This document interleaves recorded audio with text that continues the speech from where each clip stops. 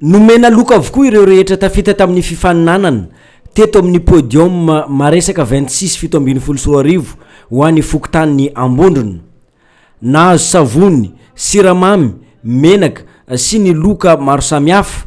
Teto anatrehan'ireo vahoakany Ambondrona tonga nanotrona ny famaranana ny podium noho ny zarana izany.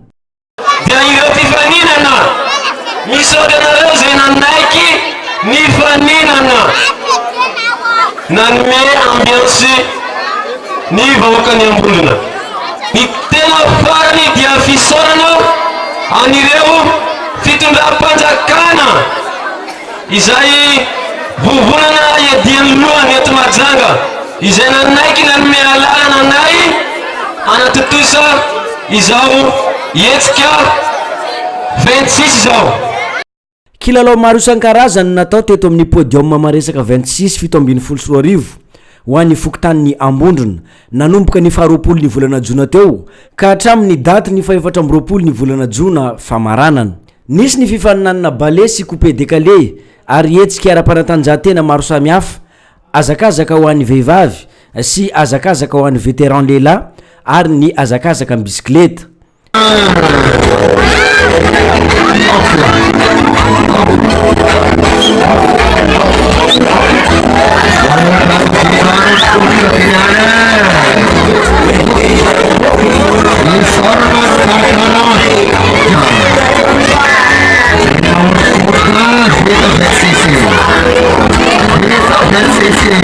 Ny tena mboara-goavana teto dia ny fanolorana ondrokondroka vondraka ho an'ireo zay nandray anjara tamin'ny lalao ara-panatanjahantena baolina kitra. Fetebolo moa dia faly izay satria nafinaritra be le soma natao tato amin'ny FOKOTANY, misaotra ny FOKOTANY, président FOKOTANY amin'ny fanomezana ny lo amin'ny soma zay etsika natao dia faly. Na dia FOKOTANY somary mitokana ny tampitanana aza ny FOKOTANY Ambondrona dia natsiaro tena fahafapo hatrany ny vahoakany Ambondrona.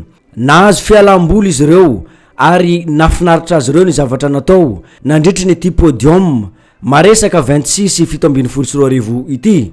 Noho ny ezaky ny komity FOKOTANY izay tarihiny Andriamatoa Ralson Félicien filohan'ny FOKOTANY Ambondrona no angadinanana sy vinahitanan zao etsika podium izao. Amin'ny taona 2024 indray no anaovana ny etsika maresaka 26.